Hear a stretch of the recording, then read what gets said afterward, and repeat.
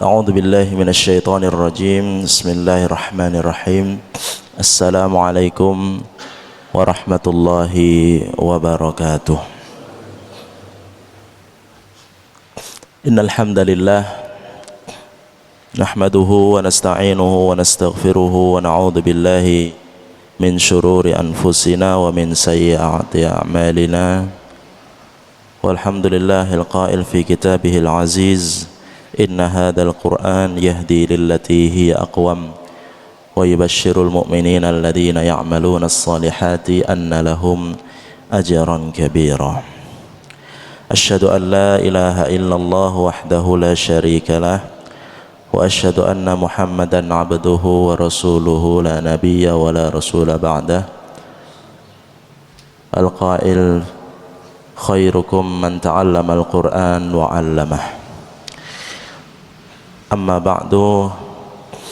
Bapak Ibu jamaah dimulakan Allah Subhanahu wa taala. Alhamdulillah kita kembali dipertemukan Allah Subhanahu wa taala untuk bersama-sama mengkaji kitab Allah Subhanahu wa taala, bersama-sama mengkaji ayat demi ayat dari kalamullah taala Al-Qur'anul Karim. Semoga kita termasuk dan digolongkan Allah Subhanahu wa taala menjadi ahli Al-Qur'an, menjadi orang-orang yang dirahmati Allah dan mendapatkan ridha Allah Subhanahu wa taala. Khairukum man ta'allama al-Qur'an wa 'allamah. Nabi pernah bersabda, sebaik-baik kalian adalah yang mau mempelajari Al-Qur'an dan mengajarkannya. Dari proses dalam belajar Al-Qur'an, kata Nabi sallallahu alaihi wasallam, itu khairukum, sebaik-baik kalian. Dan subhanallah, banyak sekali fadilah dengan kita mempelajari mentadarus Al-Quran ini. Iqra'ul Quran fa innahu ya'ti yaumal qiyamati syafi'an li ashabih. Yang kita harap dari syafaatnya dari Al-Quran ini, kelak di hari yang tiada pertolongan kecuali pertolongan dari Allah Subhanahu wa taala, kelak di padang mahsyar yang tidak ada lagi ada yang bisa menolong, yang mungkin salah satu yang bisa kita harapkan dengan kita duduk di majelis seperti ini adalah Iqra'ul Quran, bacalah Al-Quran. Fa innahu, sesungguhnya Al-Quran itu ya'ti yaumal qiyamah, kelak akan bisa datang di hari kiamat, syafi'an li ashabih, memberikan syafaat, memberikan pertolongan bagi orang-orang yang terus mau mempelajarinya. Alhamdulillah, kita sampai pada pembahasan masuk insyaallah kemarin 2 atau 3 pertemuan muqaddimah ya, dan masuk awal surat Al-Fatihah terkait nama-nama Al-Fatihah, fadilah Al-Fatihah. Dan hari ini insyaallah kita masuk pembahasan yaitu hukum isti'adah. Isti'adah niku napa bacaan? A'udzubillahi minasyaitonir rajim. Ini namanya isti'adah atau dinamakan juga bacaan ta'awudz. Ngoten ya. Jadi dari kata ista'adah yasta'idu, isti'adah atau ta'awwada yata'awwadu, ta'awudz itu sama. Yang adalah bacaan pada saat kita hendak membaca Al-Qur'an. Ini atas dasar dari firman Allah Subhanahu wa taala di surat An-Nahl. Surat An-Nahl ayat 98 dan 100. Allah berfirman, fa idza qara'tal qur'ana fasta'id billahi minasyaitonir rajim fa innahu laisa lahu sultanun 'alal ladzina amanu wa 'ala rabbihim yatawakkalun innama sultanuhu 'alal ladzina yatawallawnahu wal ladzina hum bihi musyrikun. Apa artinya? Allah di sini berfirman, jika engkau siapa saja hendak membaca Al-Quran, fasta'id billahi minasyaitonir rajim, maka hendaklah kamu memohon perlindungan, minta perlindungan kepada Allah Subhanahu wa taala, minasyaitonir rajim, dari syaitan yang terkutuk. Innahu laisa lahu sultan, sesungguhnya syaitan tidak memiliki kekuatan, tidak bisa mempengaruhi, tidak mempunyai daya dan kekuatan 'alal ladzina amanu wa 'ala rabbihim yatawakkalun, terhadap siapa saja setan itu tidak memiliki kekuatan, yaitu yang pertama 'alal ladzina amanu, orang-orang yang iman kepada Allah Subhanahu wa taala. Wa 'ala rabbihim yatawakkalun, dan terhadap Allah, kepada Allah lah mereka bertawakal. Tapi setan mempunyai kekuatan, innama sultanuhu, langsung dia selanjutkan Allah Subhanahu wa taala di ayat selanjutnya. Sesungguhnya kekuatan syaitan itu hanyalah atas orang-orang yang mengambilnya menjadi pemimpin. Alladzina yatawallawnahu, justru mengambil syaitan ini menjadi panutan, berpaling dari Allah. Wa 'ala rabb walladzina hum bihi musyrikun, dan orang-orang yang persekutukan Allah Subhanahu wa taala, syirik pada Allah Subhanahu wa taala, jauh dari ajaran Allah, jauh dari perintah Allah, maka mereka adalah orang-orang yang dikuasai oleh syaitan. Nah, di ayat ini di awal tadi, fa idza qara'tal Qur'an, maka setiap kita hendak membaca Al-Qur'an, maka hendaklah minta perlindungan kepada Allah dengan lafaz isti'adzah. Gini kun apa? A'udzu billahi minasyaitonir rajim. Nggih. Ini selain Al-Qur'an, An-Nahl itu tadi 98 sampai 100, ini juga yang dilakukan oleh Kanjeng Nabi Muhammad sallallahu alaihi wasallam. Dalam satu riwayatnya dari Abu Sa'id Al-Khudri radhiyallahu anhu, bahwasanya Rasulullah ketika hendak mendirikan salat, beliau membuka salatnya dan bertakbir seraya mengucapkan doa-doa beliau itu ada subhanallahi wa bihamdi, subhanakallahumma wa bihamdika, wa tabarakasmuka wa ta'ala jadduka wa la ilaha ghairuk. Satu itu disambung oleh beliau la ilaha illallah dan kalimat tauhid, dan kemudian setelah itu la ilaha illallahnya 3 kali, kemudian disambung oleh Rasulullah dengan a'udzu billahis samii'il alim minasyaitonir rajim min hamzihi wa nafthihi wa nafsihi. Ini komplitnya, Pak. Terus lafaz isti'adzah atau lafaz ta'awud itu yang paling masyhur, yang paling sering kita pakai adalah a'udzu billahi minasyaitonir rajim. Tapi ada riwayat menyebutkan, ada lebih komplit, a'udzu billahis samii'il alimi minasyaitonir rajim. Itu juga boleh. A'udzu billahi itu tambahan as-sami al-alim, a'udzu billah, as-sami itu sifat Allah yang maha mendengar, al-alim yang maha mengetahui, minasyaitonir rajim. Itu lafaz isti'adzah. Nah, ini dasaripun itu tadi nggih, surat An-Nahl, perintah Allah Subhanahu wa taala, dan juga apa yang sering dilakukan oleh Rasulullah Muhammad sallallahu alaihi wasallam. Kemudian apa sebenarnya hukum isti'adzah ini?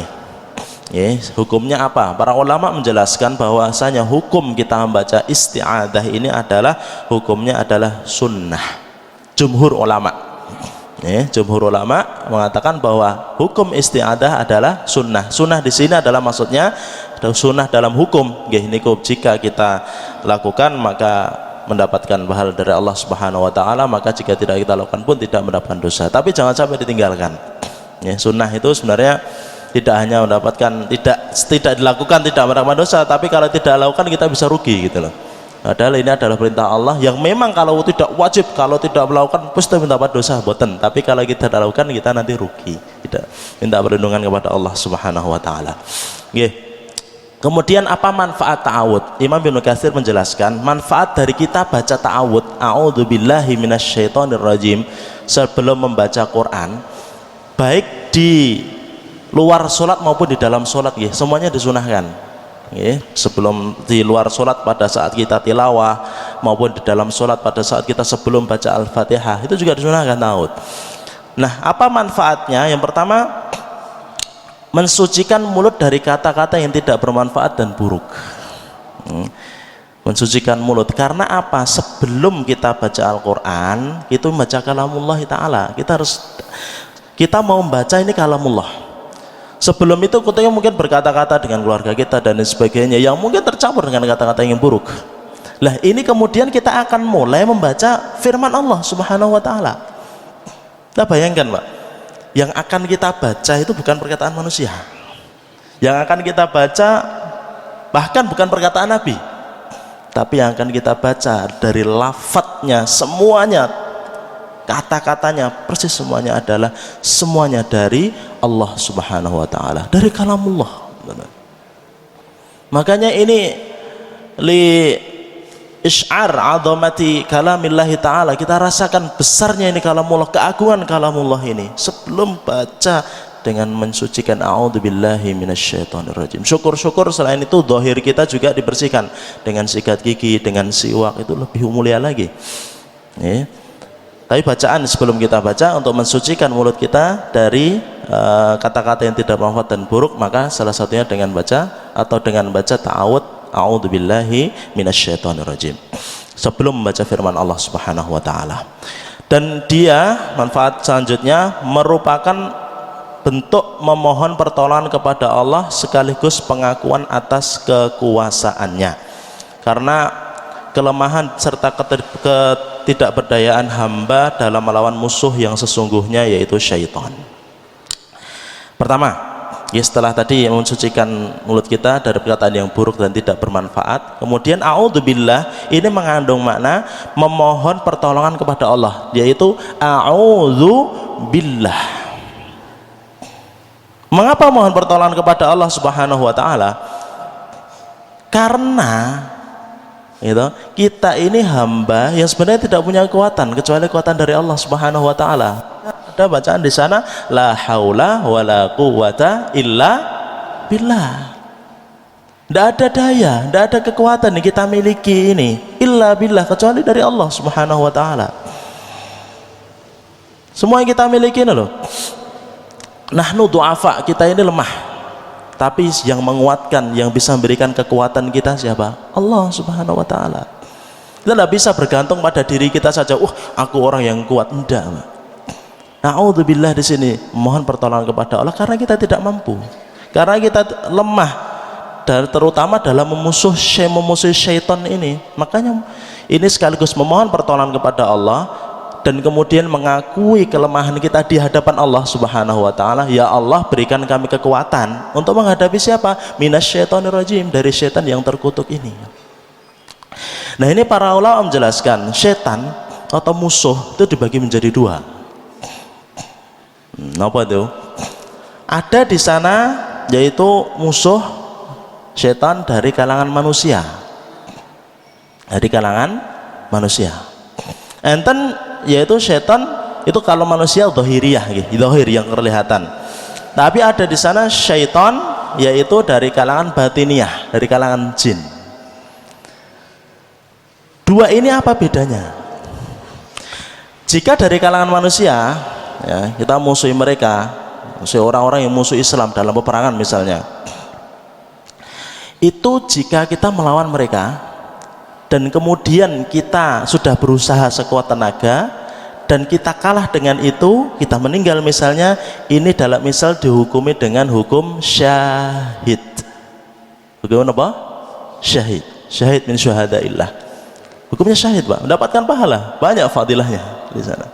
Misal perangan, ya, dalam sirah Nabi Shallallahu Alaihi Wasallam, di sana ada beberapa perang, ada perang Badar, ada perang Uhud. Di perang Uhud banyak sahabat yang terbunuh di sana, termasuk paman Nabi Shallallahu Alaihi Wasallam, singa dari singa Allah. Siapa? Hamzah ibn Abdul Muttalib. Itu paman Nabi Shallallahu Alaihi Wasallam terbunuh di perang Uhud. Dan siapapun yang terbunuh dalam perangan melawan musuh dari manusia, maka dia dihukumi dengan syahid selama niatnya ikhlas lurus lillahi ta'ala. Tapi bedanya setan yang kedua ini dari kalangan jin yang batiniyah, ini lebih berat sebenarnya. Gitu. Kalau zahir kita siapkan kekuatan, strategi musuh mereka, enak gitu loh. Musuh mereka kita gunakan kekuatan supaya mungkin sekuat kita, pas kita terbunuh syahid Pak. Tapi yang kedua ini beda. Nomor kali ini setan yang sifatnya batiniyah, yang batin, yang bisa masuk dalam dada kita ini, bisa menggoda kita ini kalau kita melawan mereka, gitu ya, kita melawan mereka dan harus melawan mereka. Yang pertama tadi zahir tadi syahid, yang kedua kalau kita kalah kita torit namanya. Torit itu terusir. Kalau kita kalah dari musuh batiniyah ini, kita akan dimurkai Allah Subhanahu wa taala. Lho niku lho bentene. Dan ini kedua ini biasanya lebih berat gitu. Gitu. Ini subhanallah melawan kita. Maka Ibnu Qayyim menjelaskan jihad yang paling besar itu subhanallah adalah jihadun nafs namanya. Jihad melawan hawa nafsu itu. Subhanallah. Karena itu berat gitu loh. Jihadun nafs. Ibnu Qayyim itu menjelaskan dalam salah satu kitabnya, beliau menjelaskan seperti itu. Lah, kenapa ini sehingga Allah sunahkan, Allah syariatkan untuk setiap kita baca Quran dan tidak punya kesusahan. Tiap kita menghadapi masalah, tiap kita marah gitu nggih, itu selalu minta perlindungan kepada Allah Subhanahu wa taala. Ta'udzubillah, enggak apa-apa. Pas kita ingin marah gitu guys, subhanallah, itu kan dikuasai oleh syaitan kita, nafs kita. Pada saat kita menghadapi suatu digoda, ada di sana godaan bersifat syahwat, itu kita minta perlindungan kepada Allah. A'udzubillahi minasyaitonirrajim. Karena ini upaya kita untuk minta perlindungan kepada Allah, dan berat untuk melawan itu, sehingga kita minta ya Allah, bergantung kepada Allah Subhanahu wa taala. Kan itu tadi nggih, bentennya ada dua musuh tadi itu. Kemudian isti'adzah itu sendiri tadi manfaatnya sudah, pengertian apa jelaskan oleh Imam Ibnu Katsir rahimahullahu taala, makna a'udzubillahi minasyaitonirrajim. Ini nggih. Makna secara detailnya apa adalah aku memohon perlindungan kepada Allah dari syaitan yang terkutuk.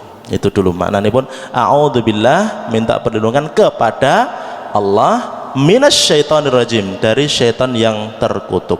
Kenapa minta perlindungan kepada Allah?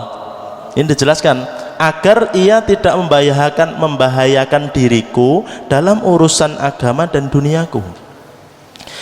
Syaitan niku nggih, iblis dan bala tentaranya. Terus pimpinanipun syaitan itu adalah iblis. Bala tentaranya dari kalangan jin itu adalah syaitan, dan ada juga dari kalangan tentara dari kalangan manusia. Syaitan syayatin itu bala tentara iblis. Iblis syaitan ini sejak diusir Allah dari surga, peristiwa pada saat itu diceritakan bersama Nabi Adam alaihissalam. Kenapa diusir itu waktu itu? Diminta oleh Allah untuk bersujud kepada Adam.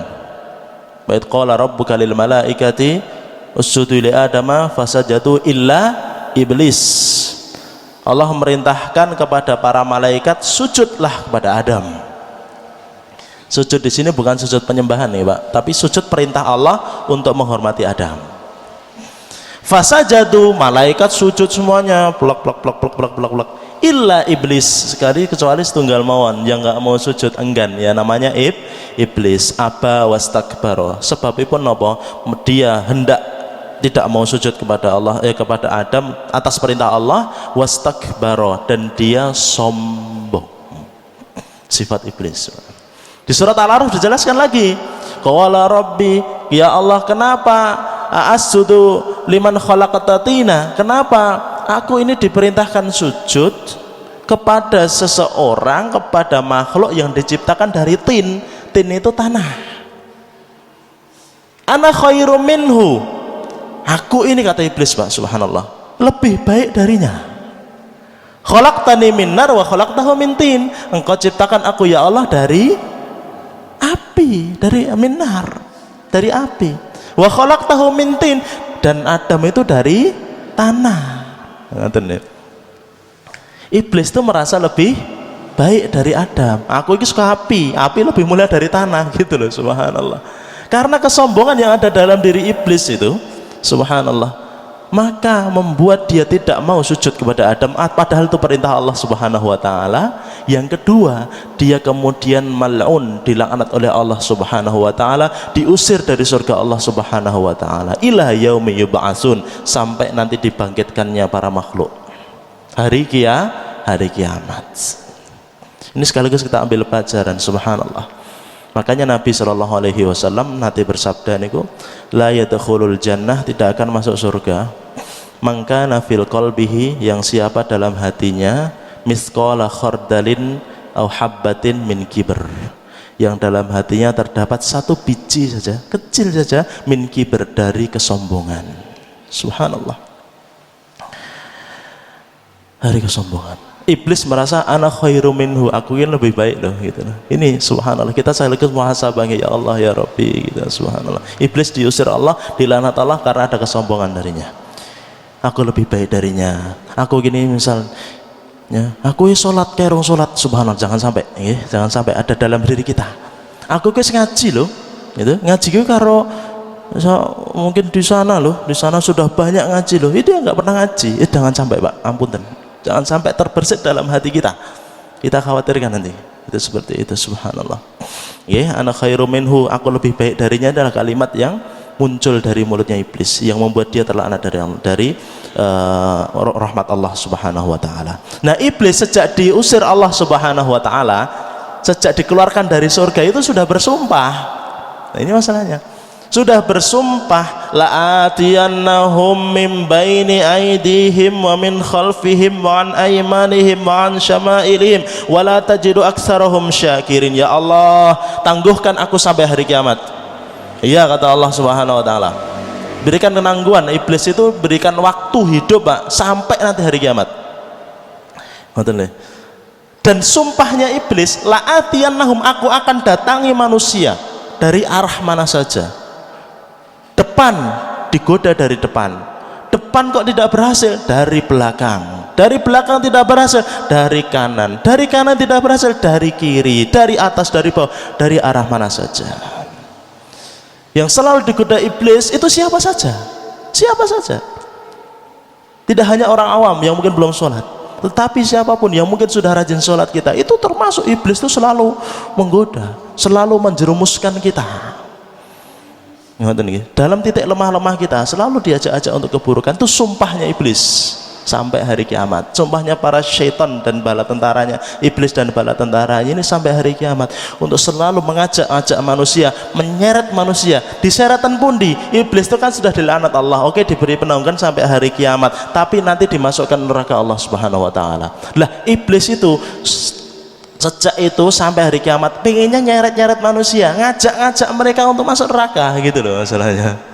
Ngajak-ngajak, golek konco gitu loh. Subhanallah ini. Nah, tapi ada lagi dijelaskan surat Ibrahim itu. Setelah nanti semua manusia yang mau diajak iblis, mau ikuti jalan-jalan iblis, jalan-jalan syaitan ini, nanti kurang ajarnya iblis. Dijanjikan kan iblis dunia ini, ikut kami, selamat kalian. Nanti setelah di hari kiamat sana, setelah di akhirat sana, itu kenapa engkau kalian mengikuti saya? Salahmu sendiri. Oh, iblis itu berlepas diri mereka. Salah kalian mengikuti ajakanku, mengikuti hawa nafsumu, sopo? Saya punya kekuatan, salah gelem-gelem dijak gitu loh. Bahasanya seperti surat Ibrahim dijelaskan bagaimana iblis itu kurang ajarnya pada saat mereka mengajak-ajak, dan nanti kalau di akhirat sudah lepas diri mereka dari siapa yang sudah diajak. Itu nggih. Nah, karena kita selalu diperintahkan Allah, a'udzubillahi minasyaitonir rajim. Kita minta perlindungan kepada Allah dari syaitan yang terkutuk ini, menghalangi kita dari mengerjakan apa yang diperintah Allah, menyuruh kita untuk mengerjakan apa yang dilarang Allah Subhanahu wa taala. Dan tidak ada yang mampu mencegah godaan dari syaitan ini kecuali hanya satu, yaitu Allah Subhanahu wa taala. Itu adalah manfaat atau pengertian dari isti'adah, a'udzubillahi minasyaitonirrajim. Kemudian kita bahas makna apa sebenarnya kalimat syaitan itu. Kalimat makna atau kalimat dari minasyaitonirrajim dijelaskan oleh Imam Ibnu Katsir. Syaitan dari kata syatona. Asalipun kan ada dalam bahasa Arab itu ada kata dasaripun. Syaitan dari kata syatona. Syatona itu apa artinya? Jauh, ba'uda. Jauh dari apa? Yaitu yang pertama, jauh dari tabiatnya manusia. Memang jauh dari tabiat manusia. Yang kedua, dia jauh, sangat jauh dari segala macam kebaikan. Dijauhkan Allah Subhanahu wa taala. Maka dinamakan syaitan. Dari kalimat syatona. Atau juga ada dalam riwayat disebutkan dari kalimat syato. Syato itu artinya adalah karena terbakar. Syato itu terbakar karena apa? Iblis atau syaitan ini diciptakan dari api yang membara. Yaitu kalimat syaitan. Kemudian kalimat ar-rajim. Kalimat ar-rajim ini adalah disebutkan oleh Ibnu Katsir, artinya adalah yang terkutuk dan terusir dari semua kebaikan. Syaitan itu sudah artinya jauh gitu dari segala macam kebaikan, ditambah lagi ar-rajim yang terkutuk, yang terusir dari segala kebaikan. Itu artinya asyaiton ar-rajim. Yang di surat Al-Mulk disebutkan walaqad zayyana as-samaa'a dunya bimasabiha wa ja'alnaha rujuman lisyayatin. Sungguh kami telah hiasi, kata Allah Subhanahu wa taala, langit yang dekat, menghiasi langit yang dekat dengan bintang-bintang, dan kami jadikan bintang itu sebagai alat-alat pelempar syaitan. Terus bintang itu sebenarnya adalah rujum lisyayatin. Itu adalah pelemparnya syaitan. Maka enten bintang napa nika? Sing jues itu namanya bintang apa itu? Napa? Pripun? Bintang celana.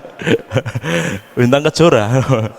Yang biasanya kalau orang-orang khurafat pada saat melihat bintang jatuh itu ya, mintalah keinginanmu terkabul. Subhanallah, dari mana?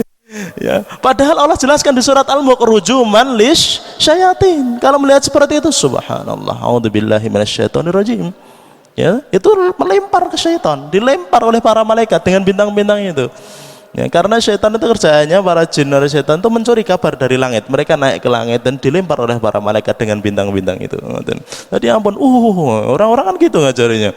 Orang-orang yang penuh khurafat itu, nanti pada melihat bintang jatuh, mintalah apa saja, nanti dikabulkan. Wah, subhanallah. Enaknya minta ke masjid, nggak usah ke bintang. Subhanallah ya. A'udzubillahi minasyaitonirrajim. Kemudian dari syaitan, istilah syaitan itu ada dari kalangan jin, yang disebut syaitan bala tentara iblis, dan ternyata juga ada dari kalangan manusia. Wa kadzalika ja'alna likulli nabiyyin aduwan syayatinal insi wal jinni yuhi ba'duhum ila ba'din zukhrufal qawli ghurura. Di surat Al-An'am ayat 112 Allah jelaskan, dan demikian kami jadikan bagi tiap-tiap nabi itu musuh, yaitu syaitan-syaitan dari jenis manusia dan dari jenis jin. Atas istilah syaitan itu mencakup syayatinal insi wal jin, dari golongan manusia dan dari golongan jin. Sudah ada, Pak, semenjak dulu para nabi itu. Sejak Nabi Adam itu sudah diturun itu karena godaan iblis, dan kemudian putranya ada yang menjadi baik, ada yang menjadi buruk. Ada Qabil, ada Habil di sana. Qabil membunuh saudaranya sendiri, Habil itu karena nafsunya, karena syaitan itu. Nabi Nuh dimusuhi oleh kaumnya sendiri, gitu, didustakan kaumnya sendiri. 950 tahun Nabi Nuh itu hidup, dan selama itu pula banyak dimusuhi oleh kaumnya sendiri. Atas perintah Allah Subhanahu wa taala, buatlah kapal. Pas buat kapal itu, kowe ngopo to Nuh, sing wae gawe kapal, lawang musime ora udan kok gawe kapal. Itu justru mereka lempari kotoran, dikencingi dan lain sebagainya. Itu musuh-musuh Nabi Nuh. Dan akhirnya ditenggelamkan Allah Subhanahu wa taala. Semuanya itu disebutkan dalam satu ayat, hampir 2/3 bumi ini tenggelam pada saat Nabi Nuh. Dan diselamatkan Nabi Nuh bersama orang-orang yang beriman. Gitu nggih. Nabi, siapa Nabi, Pak? Disebutkan siapa Nabi mesti ada musuhnya. Itu sudah sunatullah. Nabi Musa, musuhnya siapa? Raja Fir'aun. Fir'aun. Di sana tidak hanya Fir'aun, tak. Musa itu ada Fir'aun, itu rajanya, ada menterinya namanya Haman, ada pengusaha yang dia saking kayanya dan tidak mau beriman, namanya Korun. Nabi Ibrahim alaihissalam, siapa? Ada Ibrahim, siapa? Namrud di sana, dan terus seperti itu. Nabi Muhammad sallallahu alaihi wasallam yang mulia, itu ada juga yang memusuhi beliau. Siapa? Abu Jahal, Abu Jahal, Abu Lahab. Subhanallah. Situ Abu Jandal. Abu Jandal hari ini, Pak. Itu para nabi itu, jadi emang ada di sana musuh-musuh, dan itu sudah bagian dari sunat Allah. Siapa saja yang memegang kebenaran, Pak, pasti di sana ada kebatilan. Itu sudah kita pahami seperti itu. Jadi kalau kita berharap kok kita itu baik-baik saja, sholat baik saja, kita pegang kebenaran, kok kita mulus-mulus saja, jangan berharap seperti itu. Kita yakini, kita itu harus paham, kita pegang kebenaran, itu pasti ada musuhnya, mesti itu. Sudah seperti itu, sejak zaman dulu, ngoten le. Syayatinal insi wal jin itu mesti ada, gitu loh. Ada orang baik, mesti ada orang buruk. Kita berusaha untuk baik. Di sana mesti ada merong-rong dari kalangan kafir sendiri, dari kalangan munafik sendiri. Jadi selama itulah, sejak zaman Nabi ada orang-orang munafik juga yang dipimpin oleh Abdullah ibn Ubay ibn Salul. Banyak. Maka siapapun yang megang kebenaran, istiqomah dalam kebenaran, maka harus siap juga menghadapi konsekuensi. Di sana pasti ada orang-orang yang tidak senang. Dan inilah ujian. Maka kita harus teguh dalam memegang kebenaran ini, apalagi di hari-hari akhir seperti ini. Pemegang kebenaran itu kaqabidil jamrah, sebagaimana orang yang memegang bara api yang begitu panas. Harus siap harus siap dengan konsekuensinya. Tetapi siapapun yang sabar atas itu semuanya, maka pahalanya, ganjarannya adalah dari Allah, yaitu ridho dan surga Allah Subhanahu wa taala. Alhamdulillah sudah 5:30 kepenasian untuk isti'adah. Alhamdulillah, insyaallah nanti pekan selanjutnya kita masuk ke dalam basmalah insyaallah, dan pengertiannya dan maknanya, dan nanti mulai masuk di surah Al-Fatihah. Alhamdulillahirabbil alamin. Kita tutup dengan doa kafaratul majelis. Subhanakallahumma bihamdika asyhadu an la ilaha illa anta astaghfiruka wa atubu ilaik. Dengan hamdalah bersama-sama, alhamdulillahirabbil alamin. Wassalamualaikum warahmatullahi wabarakatuh.